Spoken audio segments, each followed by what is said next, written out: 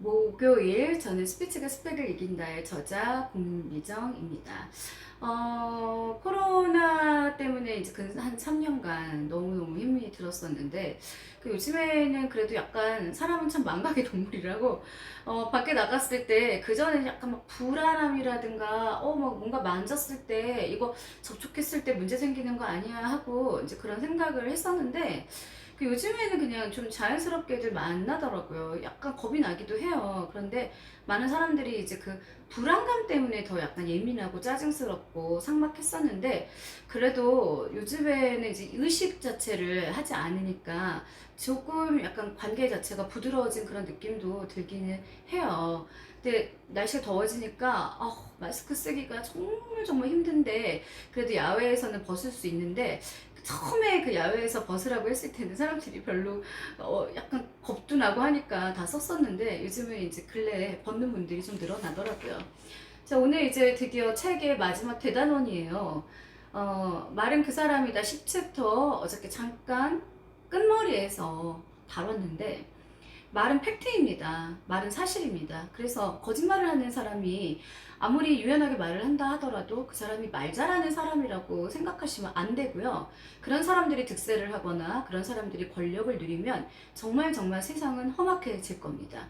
그래서 말은 사실 그대로 전달을 하셔야 되는데 자꾸 미화를 시키거나 합리화를 시키거나 상대방한테 그 미안하다는 말 잘 안 하는 사람들이 있어요. 그 정말 비루한 거예요. 미안하다는 말은요. 내가 자존심을 굽히는 게 아닌데 못 배운 거죠, 일종의. 그러니까 가정교육이 제대로 안 된 거예요.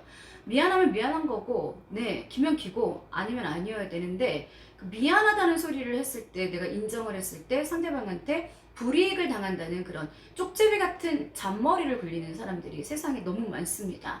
자, 그런 사람들은 일단은 피해야겠죠. 네. 지혜입니다. 말은 지혜예요. 지혜를 타고나는 거예요. 그러나 말을 잘한다는 이야기를 듣기 위해서 팩트를 부풀리거나 심지어는 거짓으로 꾸며낸다면 문제가 생깁니다. 혼납니다. 저 같은 사람한테 걸리면. 쉽게 들통나기도 하지만 그럴 땐 믿을 수 없는 사람이 되고 말고요. 앞에서는 인정해놓고 뒤에서 이렇게 그 딴짓하거나 그 사람이 모를 거라고 생각을 하는데 절대로 요즘의 전산 시스템이나 모든 법적인 문제나 이런 것들은요 굉장히 정확해요. 상대방한테 나쁜 짓을 했다면 벌을 받아야겠죠. 어느 영화 대사가 떠올라요. 인간관계의 돌발 상황에서 현명한 자는 다리를 놓지만 우둔한 자는 담을 쌓는다고 했습니다. 그러니까 결과적으로 계속 철벽을 치고 철벽을 치고 이제 이러다 보면은 어떻게 되죠? 네, 돌이킬 수 없는 그런 상황까지 가죠. 그래서 상대방한테 차라리 미안하고 내가 이런 상황이 돼서 좀 약간 죄송하지만 우리의 관계는 더 이상 갈 수가 없습니다 하고 양해를 구해야 되는데 자꾸 지나서 이제 안 볼 사이인데 예전에 했던 거를 막 생색을 낸다거나 그 예전에 했던 거를 갖다가 되씹거나 말처럼 소처럼 여물처럼 그렇게 하는 사람들 같은 경우에는요 결코 이 세계에서 그 사람한테 기회를 주지 않습니다. 세상에서. 자, 말은 팩트로부터 출발해서 팩트로 마무리가 되어야 합니다. 그래야 사람과 사람 사이에 이 소통의 다리가 생기는데 상대는 팩트를 이야기하는데 상대는 계속 거짓으로 말을 해요. 그러면은 이게 안 맞죠? 이 톱니바퀴가. 그러다 보니까 튀어버리는 거예요. 막 불꽃이 튀어버리는 거예요. 그 문제가 생겨버리는 거죠. 말은 누구에게나 공평합니다. 단 한 사람을 대상으로 이야기를 하는데 해도 여러 사람에게 하는 것과 똑같이 해야 합니다. 결국은 개개인이 모여서 집단이 되고 사회를 이루는 거예요. 그러나 말의 진정성을 담기 위해서는 시각을 달리해야겠죠. 전체 속에서 한 개인을 염두에 두고 배려를 해야 됩니다. 전체 속에서. 네. 그러니까 전체적인 어떤 공익과 어떤 이익을 도모하는 것처럼 보여도 이 사람이 이런 거를 했을 때 그 당했을 불이익이라든가 이 사람이 이걸 해줬을 때 성장할 수 있는 기회라든가 그걸 염두에 두고 배려를 하는 게 말 잘하는 사람입니다. 전달 메시지가 이제 여러 사람을 대상으로 삼으면은요, 불특정 다수이기 때문에 막연해져요. 그래서 우리가 학원에서도 공부 가르칠 때 애들이 왜 그냥 개인 1대1로 공부를 하는 친구들하고 이제 여럿이 모여가지고 이제 학원에서 수업을 할 때 이 받아들이는 게 왜 다 달라요. 그러다 보니까 이제 1대1을 선호하는데 좀 그 비싸다는 단점이 있죠. 말의 조리를 기대하기가 어려워요. 내용도 애매모호해지기 쉬워요. 정신 바짝 차리셔야 돼요. 그러므로 여러 사람이 모인 자리에서 자신의 생각을 상대방에게 잘 이해시키려면 전체를 바라보지 말고 내가 한 사람 한 사람에게 말하는 것처럼 해야 그 프리젠테이션이 잘 됩니다. 준비 과정에서부터 단 한 사람의 얼굴을 떠올리세요. 그러니까 어떤 방법으로 감정과 정보를 잘 전달할 것인지 목표를 세우면은요, 굉장히 훌륭한 그런 그 말 잘하는 사람이 되겠죠. 대중들에게 전하고 싶은 말이 있다면 가족이나 친지를 상대로 정하고 그들이 공감할 만한 단어들을 생각해 보는 거예요. 네. 예를 들어 옷이나 핸드백을 생각할 때는 멋부리기 좋아하는 친구를 떠올리는 거예요. 아, 그녀라면 이런 옷은 싫어하겠지? 아니면 이 핸드백을 보면 반할 거야. 이런 식이죠. 상대방의 얼굴을 구체적으로 떠올리면서 말한다면 더욱 생동감 있고 알찬 내용의 말이 될 것입니다. 상대방을 떠올리지 않으면 말의 기준과 내용이 모호해지는 것이니까 항상 의도하는 바를 얻기 위해서는 이 방법을 열심히 노력하며 연습을 해야 돼요. 장사하시는 분들, 우리 뭐 보험하시는 분들 주로 다 말로 먹고 사는 분들이잖아요. 그러면 설득을 시킬 때요, 그냥 이렇게 뜬구름 잡는 이야기를 하지 말고 그 사람을 연구하고 분석을 하세요. 그래서 이분이 어떤 상품이 필요한지, 이분은 지금 어떤 상황이 불편한지, 그리고 뭐 예를 들어 저 사람은 피부에 되게 관심이 많은 사람이야. 그러면은 식품을 권할 때도 콜라겐이나 히아루론산이나 글루타치온 요즘 유행하는 거, 그런 쪽으로 이야기를 많이 나눠서 그 대화에서의 공감도를 높여야겠죠. 보험도 마찬가지예요. 이 사람은 되게 몸이 아파요. 병원에 자주 가요. 그러면은 이 사람은 주로 관절 질환이 있는지도 파악하고, 이 사람은 주로 그 내분비계에 문제가 있는지도 파악을 해서 그 부분에 귀가 쫑긋할 만한 대화를 이제 이어나가면은 이 사람은 성공할 수가 있습니다. 그래서 제가 이런 거 같은 경우에는 제가 아주 철저하게 가지고 있는 그런 비기 같은 건데 여러분한테 알려드리는 거예요. 단 여기 함정이 하나가 있어요. 의도하는 바가 좀 한 사람에게 전달이 잘 됐다고 해서 그게 모든 사람들이 공감할 수 있는 건 아닐 수도 있다는 거죠. 사람이 다 각자 생각이 다르잖아요. 내가 이렇게 이야기를 했을 때 100%라는 건 이 세상에 없습니다. 단 한 40%만 해도 성공한 스피치가 되겠죠. 어떻게 모든 사람들의 개성과 생각과 가치관 등등이 똑같기를 바랄 수 있겠어요. 예, 가족끼리도 그렇게 부딪히는데요. 여러 상대의 마음을 다 얻는다는 게 힘들 수밖에 없는 그런 이유가 됩니다. 그러나 단 한 사람에게라도 감동을 준다면 여러 사람들에게 귀감이 될 수가 있어요. 이때 말의 진정성은 제1의 필수 조건입니다.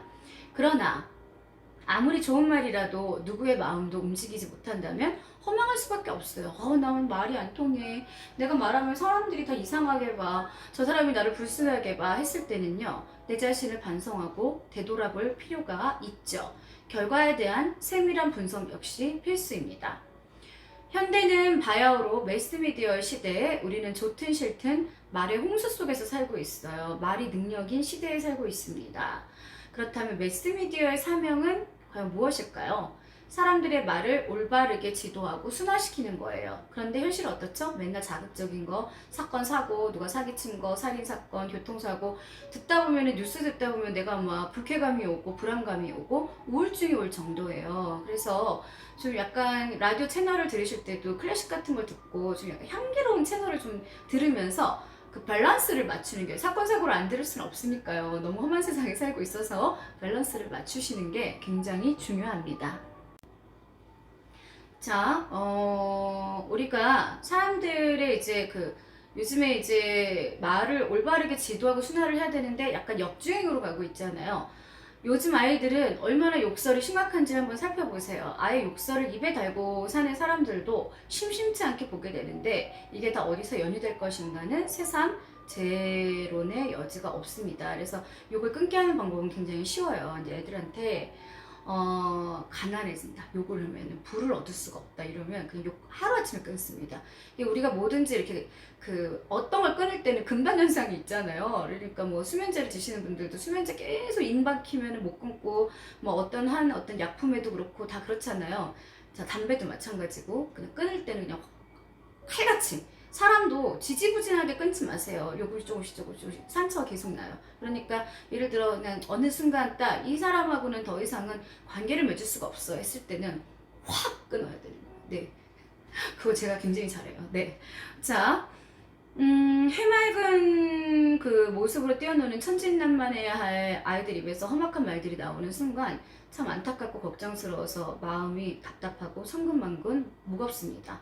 가정에서건 학교에서건 입시교육이 아닌 인성교육이 더욱 절실하게 요구되는 시점인데 요즘 애들은 착한 친구들은 되게 착하고 못된 애들은 되게 사악해요. 그러다 보니까 가끔 보면은요, 그 말을 할 때도 되게 막 머리 굴리면서 말하는 친구들이 있고요. 또 있는 그대로 너무 순박하게 말하는 이제 그런 친구들도 있는데, 기본적으로 예전에 도덕 시간이 있었잖아요. 그런 것처럼 계속해서 그런 어떤 인성 교육이 펼쳐져야, 앞으로의 세상은 조금 더 살만한 세상이 되지 않을까, 심히 걱정될 때도 있습니다. 저서고 사용이 일상화되다 보면 그 사람의 인격마저 피폐해지는 건 불보듯 뻔한 노릇입니다. 놀고 싶지 않죠. 그런 사람하고 수준 떨어집니다. 솔직히 말씀드리면. 네. 그래서 그런 사람들과는 이야기 자체라는 거를 나눴다가 나까지도 굉장히 비루해지는 그런 아주 희한한 그 집에 왔을 때 그 찝찝함들이 있어요. 그러다 보니까 이해해야지. 아유, 사람인데 그럴 수도 있지. 하다 가도 어떨 때는 정 떨어지는 그런 순간들이 있어요.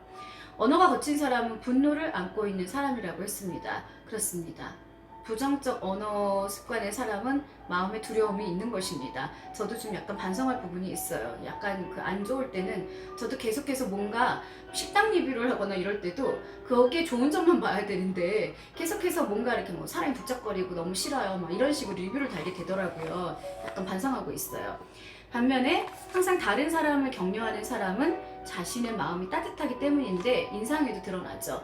늘 진실을 담아서 예의를 갖춰 얘기하는 사람은 마음이 담대하고 큽니다. 자, 그래서 우리의 언어 습관이 어느 쪽으로 향해야 할지 시사하는 바가 큽니다. 그런 의미에서 방송을 듣는 모든 분들 행복하세요.